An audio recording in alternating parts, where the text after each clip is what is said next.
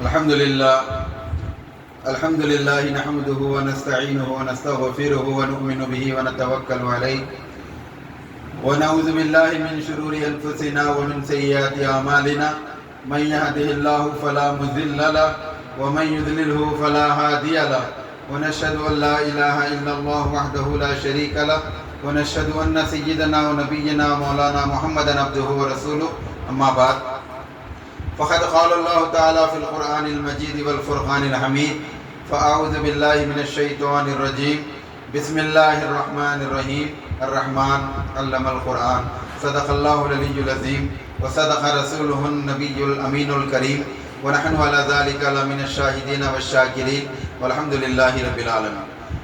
حاضرین کرام، ہم پر اللہ پاک کا بہت احسان عظیم ہے کہ خالق کائنات نے ہمیں حضور پاک علیہ السلام کی امت میں پیدا کیا، ایمان کی دولت سے سرفراز کیا اور حضور پاک کی امت میں پیدا کیا اور عقائد اہل سنت الجماعت کے پرچم تلے ہمیں رکھا۔ حاضرین، ہم کو اپنے رب کے ایک ایک انعام پر شکر گزار رہنا چاہیے۔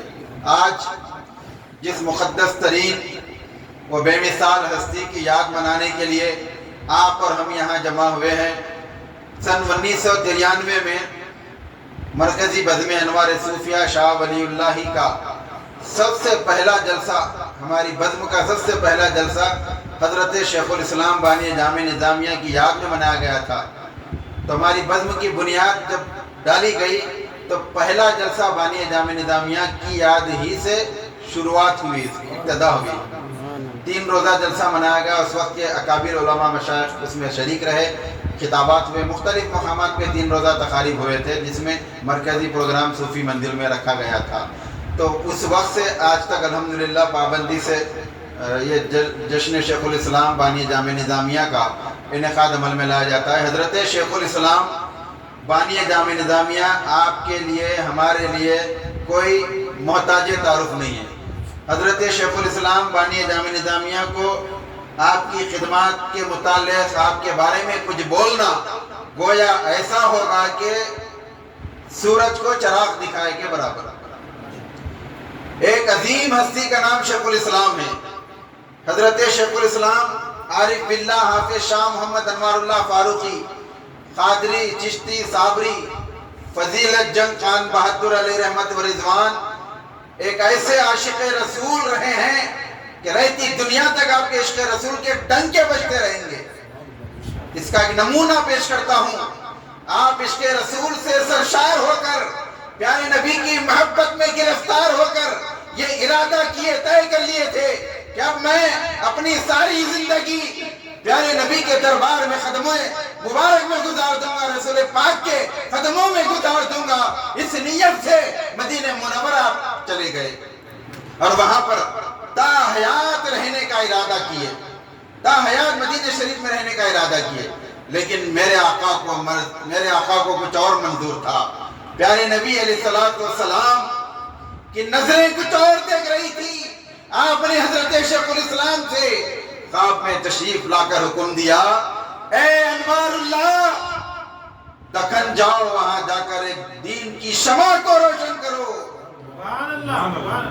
اس کے بعد نیند سے بیدار ہو گئے، پھر دن بھر اپنی مصروفیات میں رہے، عبادت و ریاضت، زہد و تقوی اور دیگر مشاغل، دیگر مصروفیات میں سارا دن گزر گیا۔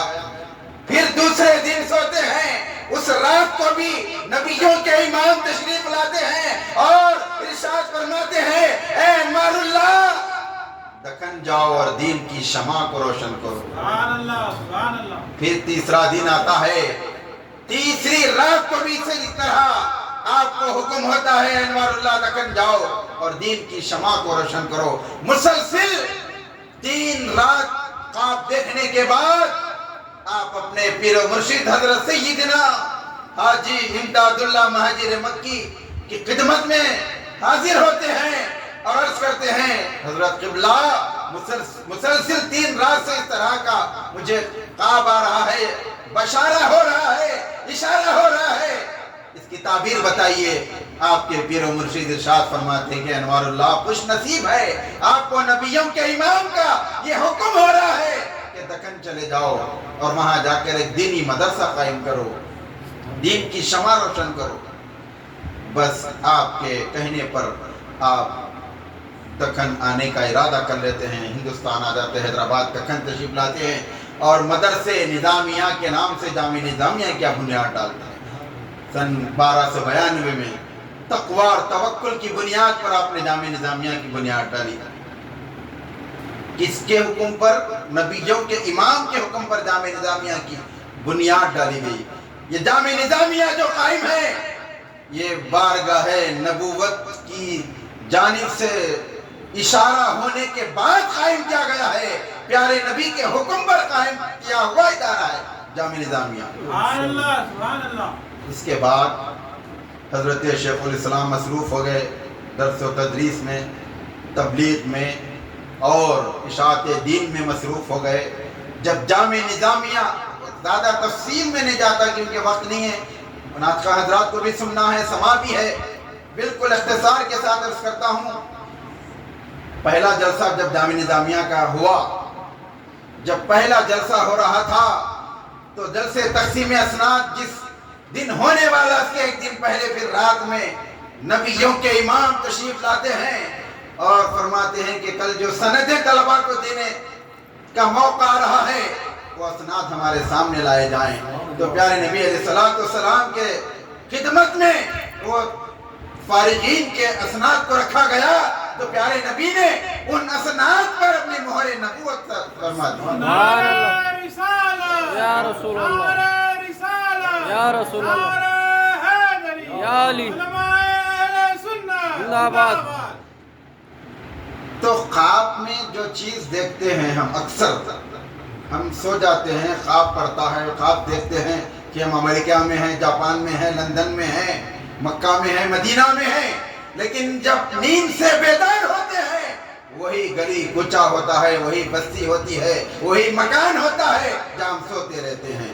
حقیقت میں مکہ مدینہ خواب میں آتا ہے، ہم مکے میں گر رہے ہیں، مدینہ میں حضور پاک کے روضے کے سامنے کھڑے ہیں اور امریکہ لندن کی سیر کر رہے ہیں، لیکن جب آنکھ کھلتی ہے تو کیا دیکھتے ہیں کہ ہم اپنے گھر میں سو رہے ہیں۔ حقیقت میں نہیں رہتا، خواب کا بھی رہتا، لیکن جامعہ نظامیہ کو، فارغین جامعہ کو یہ اعزاز حاصل ہے حضرت شیخ الاسلام کے لیے۔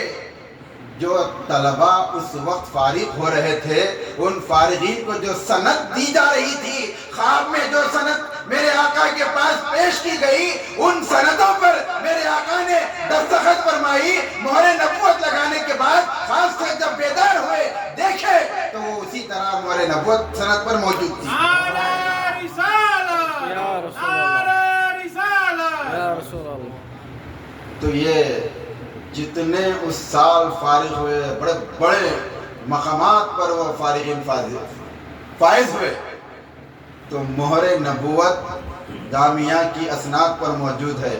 اس کے بعد پیارے نبی نے یہ بھی فرمایا خواب میں کہ یہ منت مت سمجھنا کہ اس سال ہم نے مہر نبوت لگائی اس سند پر، صبح قیامت تک جب تک جامعہ نظامیہ قائم رہے گا اور اس ادارے سے جتنے فارغین اسناد لیں گے تمام پر روحانی طور پر ہماری سند دستخط موجود رہے گی۔ نعرہ رسالہ یا رسول اللہ، نعرہ رسالہ یا رسول اللہ۔ بہرحال جامعہ نظامیہ پر پیارے نبی علیہ السلام کی خاص نظر ہے۔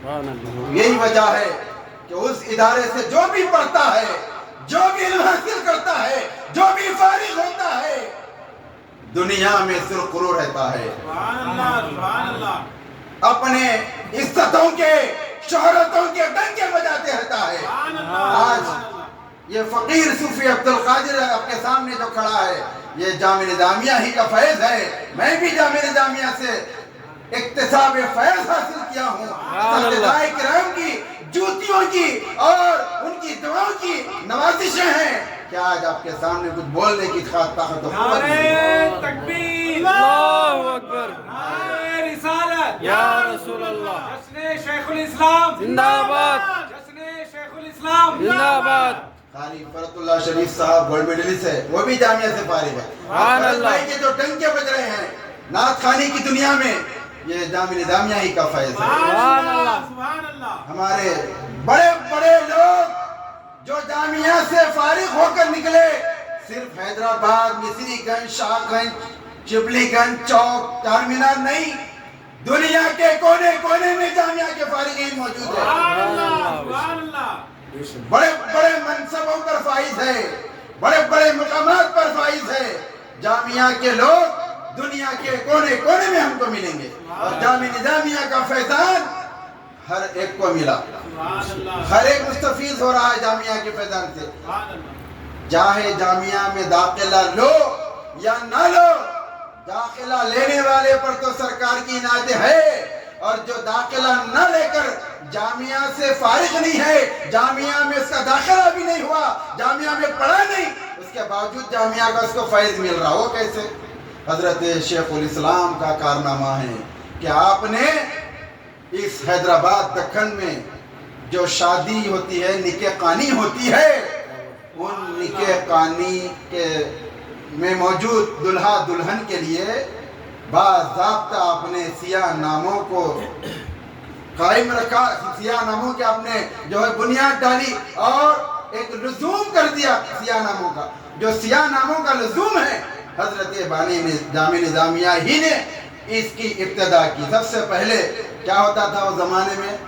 نکاح خوانی ہوتی تھی، دلہا دلہن بیٹھتے تھے، قاضی صاحب آتے تھے، ایک رجسٹر میں نوٹ ہوتا تھا کہ ان کی شادی ان سے ہو رہی ہے، یہ گواہ ہے، یہ وکیل ہے، لیکن کوئی ان کو سیاہ نامے یا میرج سرٹیفکیٹ جو آج شادی کے بعد دیے جا رہے، نکاح کے بعد دیے جا رہے ہیں، اس کا کوئی لزوم نہیں تھا۔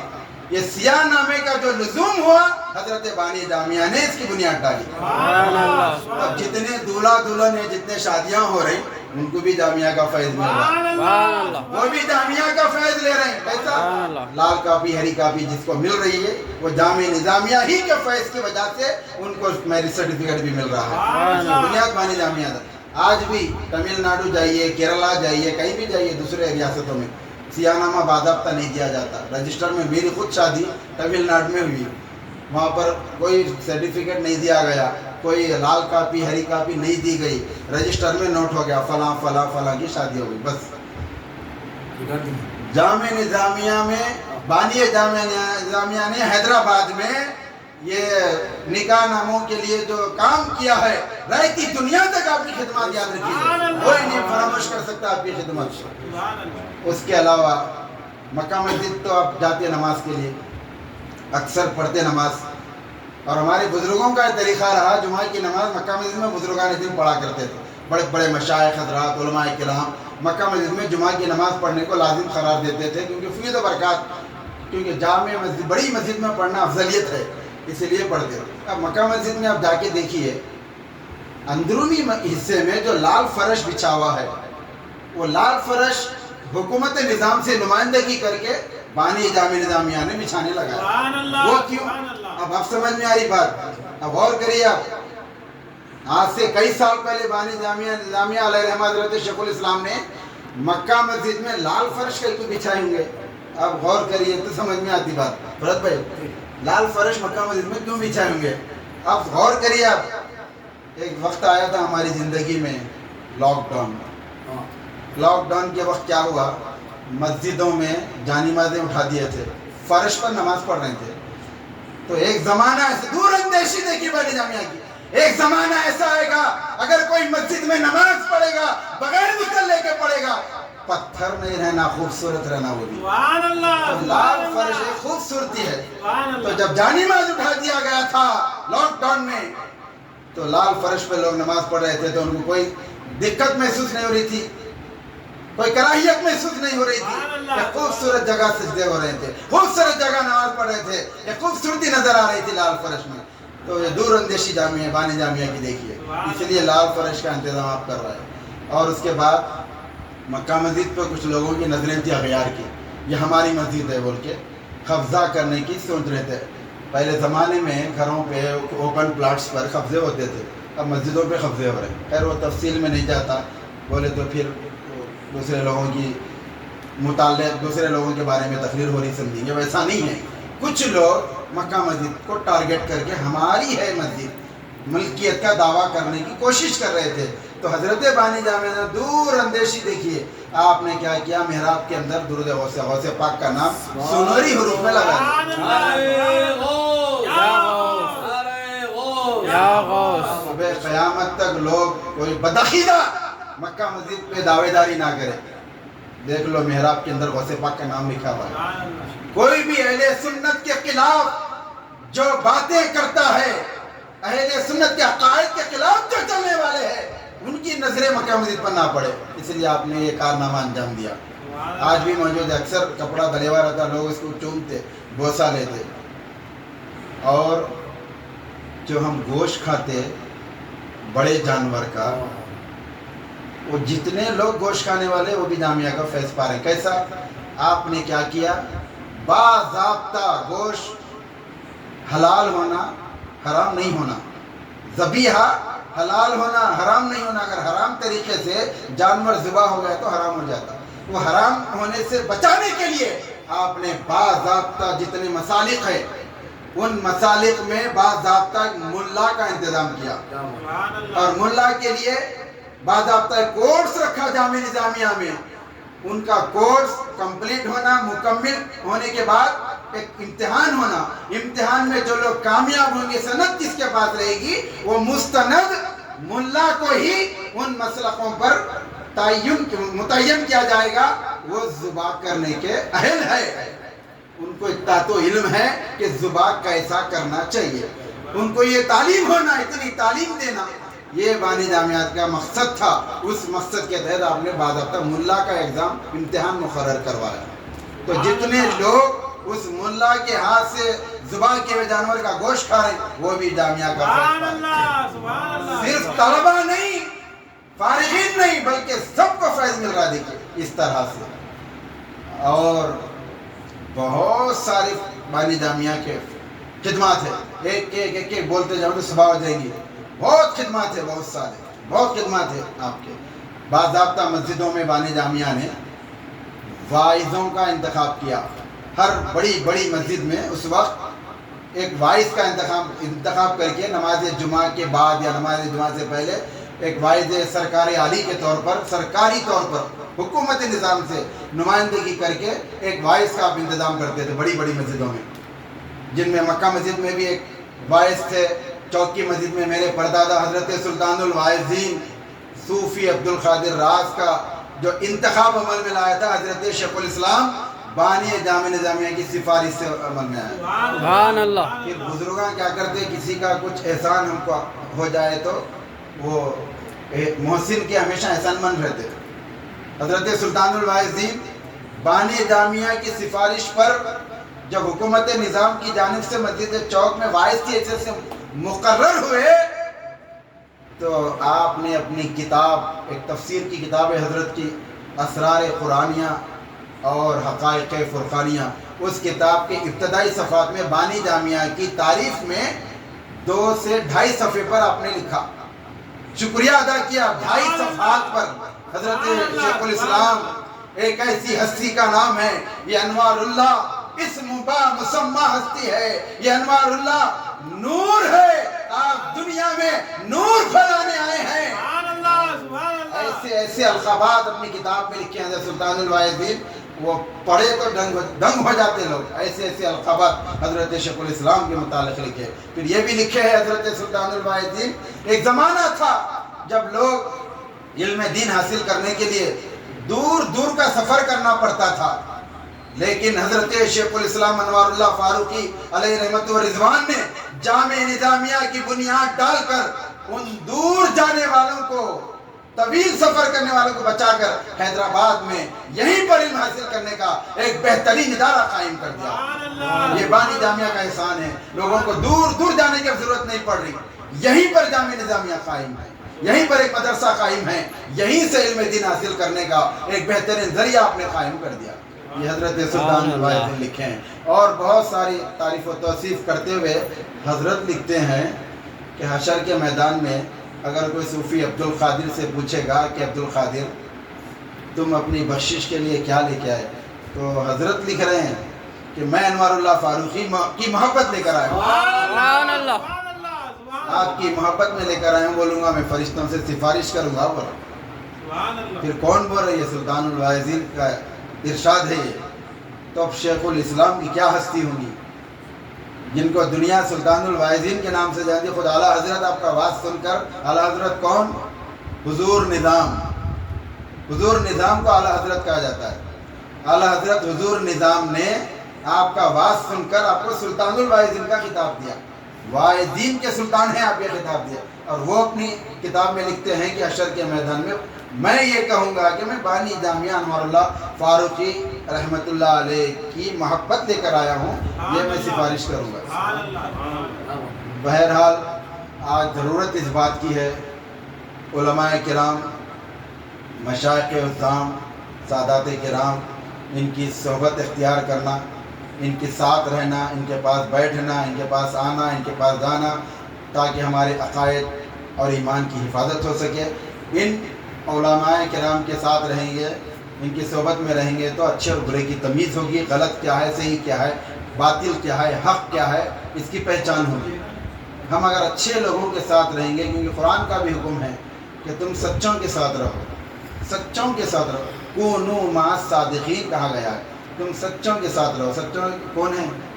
سچے یہ بزرگان دین ہوتے ہیں، علماء حق ہوتے ہیں. تو ایسے بزرگان دین، علماء کرام، مشائخ عظام، سادات کرام کے ساتھ بیٹھنے سے، ان کی مجلسوں میں شریک رہنے سے ہمارے عقیدہ اور ایمان کی حفاظت ہوتی. ہم خوش نصیب ہے کہ ہمارے پاس علم دین کی اشاعت کا ایک بہترین ادارہ جامعہ نظامیہ موجود ہے، جو صبح قیامت تک ہماری رہبری کرتا رہے گا اور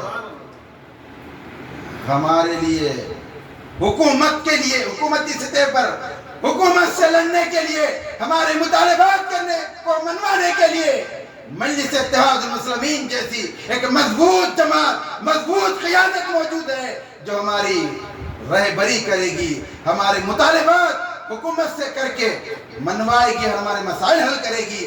مجلس اتحاد المسلمین جیسے عظیم جماعت اور سید الدین اویسی، اکبر الدین اویسی جیسے قائدین ہمارے درمیان ہے. ہماری خوش نصیبی ہے. اور بڑی بڑی خانقاہیں، بڑے بڑے آستانے، بڑے بڑے درگاہیں بزرگان دین اور ان کے سجادگان، مشائخ عظام ہمارے سروں پر قائم اور دائم ہیں. ان کی دعائیں، ان کی سرپرستی ہمیں حاصل ہے، جو صبح قیامت تک ہمیں کوئی نقصان نہیں پہنچائے گی. مجلس اتحاد المسلمین، جامعہ نظامیہ، خانقاہیں، یہ تین چیزیں ہمیں کبھی رسوا ہونے نہیں دے گی. یہ تین چیزوں کو مضبوطی سے پکڑ کے رہیں گے، ان سے وابستہ رہیں گے تو دنیا کی کوئی طاقت ہمیں کوئی نقصان نہیں پہنچا سکتی. بہرحال حضرت شیخ الاسلام کا اس سال 29 تاریخ کو، چاند کی 29 تاریخ کو بڑا عرس ہوتا ہے. جامعہ نظامیہ میں سالانہ عرس منایا جائے گا. اس عرس کی تقریب میں عصر کے ساتھ ہی جامعہ نظامیہ میں رہیے. ختم قرآن کی محفل ہوتی ہے. مغرب سے قبل چادر گل پیش کی جاتی ہے، فاتحہ خوانی ہوتی ہے، صلاۃ و سلام پیش کیا جاتا ہے. ایک روحانی منظر رہتا ہے جامعہ میں عرس کے موقع پر. یہ منظر آپ کو شریک ہو کر دیکھیے. شریک ہونے سے پتہ چلتا ہے کیسے انوار التجلیات کا نزول ہوتے رہتا ہے اس دن. ویسا تو ہر روز جامعہ میں آپ جائیے، کبھی بھی جامعہ میں قدم رکھیے، نور ہی نور آپ کو نظر آئے گا، مگر دیکھنے کی طاقت ہونا پڑتا. پاور ہے تو ملتا، نہیں تو کچھ بھی نہیں. کہیں بھی جاؤ کچھ نہیں ملتا، نہ مکے میں ملتا نہ مدینے میں. ایسی محبت، ایسی اخلاص، ایسی عقیدت رہی تو آپ گھر میں بھی بیٹھے تو فیض ملتا. دل میں بغض رکھ کے، حسد رکھ کے جائیں گے تو کہیں کچھ نہیں ملتا. تو علماء کرام، مشائخ عظام، سادات کرام اور قائدین مجلس کی ہمیں سرپرستی حاصل ہے. ان کی دعائیں، ان کی رہبری میں ہم دنیا اور آخرت میں کامیاب ہو سکتے ہیں. وآخر دعوانا الحمدللہ رب العالمین.